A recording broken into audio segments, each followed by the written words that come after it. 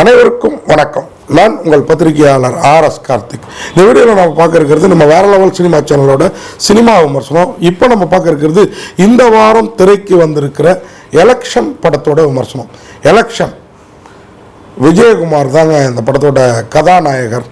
சமீபமாக அவர் நடித்து ஃபைட் கிளப்னு ஒரு படம் வந்தது. அதுக்கு கொஞ்சம் முன்னாடி உரியடி 2, அதுக்கு முன்னாடி உரியடி, இந்த படங்கள்லாம் வந்தது. உரியடி படத்தில் இவரை பார்த்தப்போ உண்மையாக தமிழ் சினிமாவில் ஒரு மாற்றத்தை கொண்டு வர வந்திருக்கிற ஹீரோ, ஒரு இயக்குனர் அப்படின்லாம் நான் நினச்சேன். ஆனால் அந்த நினைப்பை ஃபைட் கிளப்பில் கொஞ்சம் குறைச்சிட்டார் இவர்.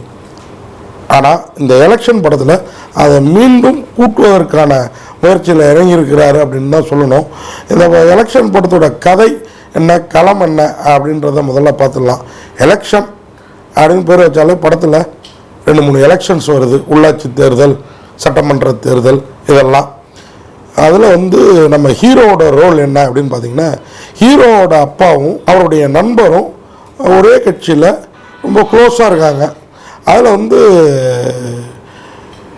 ஹீரோவோட அப்பாவே சொல்கிறாரு, அந்த நண்பருக்கு இந்த ட்ரிப்பு சீட்டு கொடுத்துருங்க, வார்டு மெம்பராக கவுன்சிலராக ஏதோ சொல்கிறாரு. அப்போது கட்சி அந்த தொகுதிக்கு வேறு ஒரு கூட்டணி கட்சியை நிறுத்திடுது. அதனால் இவர் பரிந்துரை பண்ண, ஹீரோவோட அப்பா பரிந்துரை பண்ண அந்த நண்பர், அவர் ஹீரோ லவ் பண்ணிகிட்டு இருக்க பொண்ணோட அப்பா. ஒரே ஏரியாவில் வசிக்கிறாங்க. அவங்களுக்கு தெரியல, வார்டு எலெக்ஷனு, கவுன்சிலர் எலெக்ஷன்னு ஒரு ஏரியாவில் சம்மந்தப்பட்டவங்க தானே இருப்பாங்க. இப்போது அந்த பொண்ணை ஒரு உயிருக்கு உயிராக காதலிக்கிறாரு. 2 பேரும் வேறு ஒரு சமூகத்தை சேர்ந்தவங்க. ஆனாலும் 2 வீட்டுக்குமே தெரிஞ்சாலும் கண்ணும் காணாமல் இருக்காங்க. இப்போ இந்த வேறு ஒரு கட்சியை சேர்ந்த கூட்டணி கட்சியை சேர்ந்தவர் நிறுத்தினோடனே இவங்க அப்பா இதே கட்சியில் இருக்கார், ஹீரோவோட அப்பா. அந்த பெண்ணோட அப்பா சுயேட்சையாக களமிறங்கிறாரு.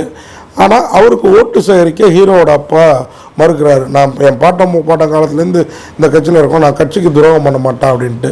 இதில் கடுப்பாக வர்றாரு ஹீரோயினோட, அதாவது அந்த ஹீரோ லவ் பண்ணுற பெண்ணோட அப்பா.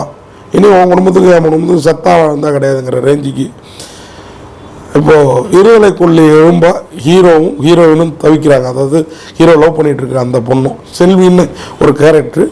ஓப்பனிங்கில் அவங்க தான் ஹீரோயின் நம்ம நினச்சோம்.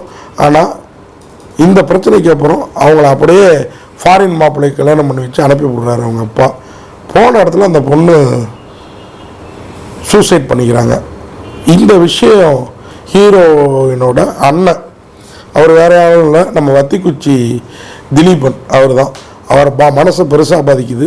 இதனால் ஹீரோ மேலே பயங்கர வருத்தத்தில் இருக்காப்புல. அப்பாக்கள் 2 பேருக்கும் சண்டை. அது இல்லாமல் அந்த வீட்டு இளந்தாரிகள் இவங்களுக்குள்ளார இப்படி ஒரு மன பிரச்சனை. ஹீரோவை பழிவாங்க காத்துட்ருக்காரு. ஹீரோ ஒரு கட்டத்துக்கு மேலே தன் அப்பா மரியம் ஜார்ஜ் அவர் மாதிரியே இருந்துடாமல் கட்சியில் ஏதாவது பொறுப்பு வாங்கி பெரிய லெவலில் வரணும்னு கிளம்புறங்கிறாரு. தன் மாமா நம்ம பாவல் நவகீதன் சொல்ல கேட்டு குடியாரராக இருக்கிற அவர் சொல்கிறது சரியாக இருக்கணும்னு இவர் இறங்குறாரு களத்தில். அதில் ஒரு எலெக்ஷனில் போட்டிடுறப்போ கடனை உடனாக வாங்கி எலெக்ஷனில் போட்டிடுறாரு நம்ம ஹீரோ விஜயகுமார். அதில் 10 லட்ச ரூபா கடனாளி ஆகிறாரு. வட்டியும் முதலும் கழுத்து நெரிக்குது.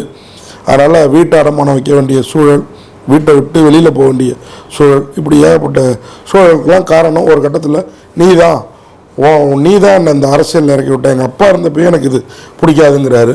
இன்னொரு பக்கம் தான் தங்கை சாவுக்கு காரணமான ஹீரோ இன்னொருத்தையோட பிரமாதமாக குடும்பம் நடத்திட்டு உள்ளூரில் வாழ்ந்துட்டு இருக்கிறதுல வெறுத்து போயிருக்கிறாப்புல நம்ம திலீபன். இவரை பழிவாங்க ஒரு ஆயுதத்தை கையில் எடுக்கிறாரு. இப்போது ஹீரோ இன்னொரு பக்கம் தன் மாமா கொலைக்கு காரணமான அவரை பழிவாங்க களமிறங்குறாரு. இது ஒரு பக்கம். இன்னொரு பக்கம் இவங்க 2 குரூப்பையும் தாண்டி தான் மட்டும்தான் ஊரில் செல்வாக்கான நபராக, அந்த ஏரியா மாமன்ற தலைவராக இதெல்லாம் இருக்கணும்னு ஒரு குறிப்பிட்ட இனத்தினர் அந்த ரேஞ்சை விட்டு இறங்க மாட்டாங்கல்ல, அவங்க ஒரு பக்கம். இவங்களுக்கு 2 குரூப்புக்குமே ஆப்போசிட்டாக இருக்காங்க. இது இல்லாமல் கீழே எங்கள் ஜாதியை வச்சு ஓட்டை மட்டும் வாங்கிட்டு எங்களெல்லாம் கண்டுக்க மாட்டேங்கிறீங்க, நீங்களானாலும் சரி அந்த பெரிய குரூப் ஆனாலும் சரின்னு அவங்க ஒரு பக்கம் அரசியல் களங்காண்றாங்க. இவங்க எல்லாரையுமே இன்னார் இன்னது அப்படின்னு குறிப்பிடாமல் ஜாதி இதெல்லாம் சொல்லாமல் அழகாக கதையை நகர்த்திட்டு போயிருக்கிறாரு இந்த படத்தோட இயக்குனர் தமிழ். அதை நம்ம பாராட்டலாம்.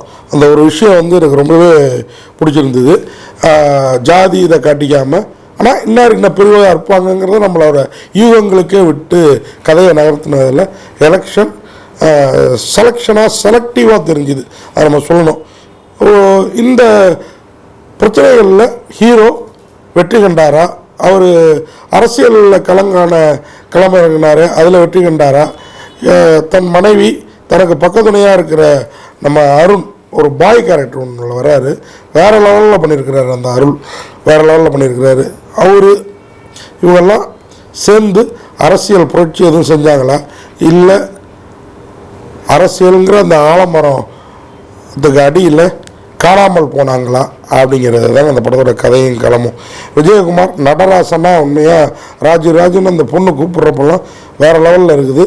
இதில் இந்த ஃபைட் கிளப்பில் கொஞ்சம் தாம் தோன்றித்தனமாக நடிச்சிருந்த மாதிரி இருந்தது. இதில் அப்படி இல்லை, கொஞ்சம் வித்தியாசமாக நடிச்சிருக்கிறாரு. பிரீத்தி அஸ்ரானி ஹேமாங்கிற அந்த ஹீரோயின் கேரக்டர், ரிச்சா ஜோஷி அந்த முதல் நாயகியாக ஃபாரினுக்கு கல்யாணம் பண்ணி கொடுக்குற அந்த செல்வி கேரக்டரில் வராங்க. ஜார்ஜ் மரியான் நல்ல சிவங்கிற அந்த கேரக்டரில் வாழ்ந்துருக்கிறார் ஹீரோவோட அப்பாவா. பாவல் நவகீதன் கனி அப்படிங்கிற கேரக்டரில் அசத்தி இருக்கிறாப்புல இவருடைய தாய் மாமா மாதிரி ஒரு கேரக்டரில். திலீபன் அந்த சுதாகரா ஒரு எதிர்மறை நாயகராக வித்தியாசம் காட்டியிருக்கிறாரு. ராஜீவ் ஆனந்த் அவர் அந்த மூர்த்திங்கிற கேரக்டரில் அந்த பெரிய இடத்து பையனாக, அவரும் ஒரு பொலிட்டீஷியனாக பிரமாதம். குலோத்துங்கன் உதயகுமார் இந்த தியாகுங்கிற அந்த கேரக்டரில் அவரும் சிறப்பாக பண்ணியிருக்கிறாரு. இந்த படத்தை தமிழ் இயக்கியிருக்கிறாரு. விஜயகுமாரும் ஒரு இயக்குனர். ஆனாலும் தமிழோட அந்த கதைக்களத்துக்குள்ளார பெருசாக விஜயகுமார் மூக்க நுழைச்ச மாதிரி தெரியல. அதனால் இந்த எலெக்ஷன் கொஞ்சம் கலெக்ஷனை பார்க்குற அளவுக்கு ஒரு வித்தியாசமான முயற்சின்னே சொல்லலாம். அழகிய பெரியவன் தமிழ் விஜயகுமார்னு 3 பேர் வசனம் எழுதியிருக்காங்க. வசனம்லாம் நம்மூர் அரசியலை பிரதிபலிப்பதாக இருக்குது, சிறப்பாக இருக்குது. மகேந்திரன் ஜெயராஜோட ஒளிப்பதிவும் படத்திற்கு பக்கா பலம். அதுமாதிரி கோவிந்த் வசந்தாவோட இசை வேறு லெவல். இந்த படத்துக்கு CS பிரேம்குமார் தான் படத்தொகுப்பு. எடிட்டர் மட்டும் சில இடங்களில் அரசியல் கதை ஏற்கனவே பார்த்து சலித்த சில சீன்ஸை கொஞ்சம் கத்திரி போட்டிருந்தால் இந்த எலெக்ஷன் பெரிய லெவலில் கலெக்ஷன் பண்ணி தயாரிப்பாளர் ஆதித்யாவுக்கும் இந்த படத்தை வெளியிட்டிருக்க சக்தி ஃபிலிம் ஃபேக்டரிக்கும் இன்னும் பெரிய லெவலில் ஒரு வசூலை கொடுக்க வாய்ப்பு இருந்திருக்கும். ஆனாலும் இந்த படத்தை எலெக்ஷனை ஒரு முறை நம்மூர் அரசியலை தெரிஞ்சுக்கிறதுக்காக பார்க்கலாம், ரசிக்கலான்னு சொல்லி விடைபெறேன். நன்றி, வணக்கம்.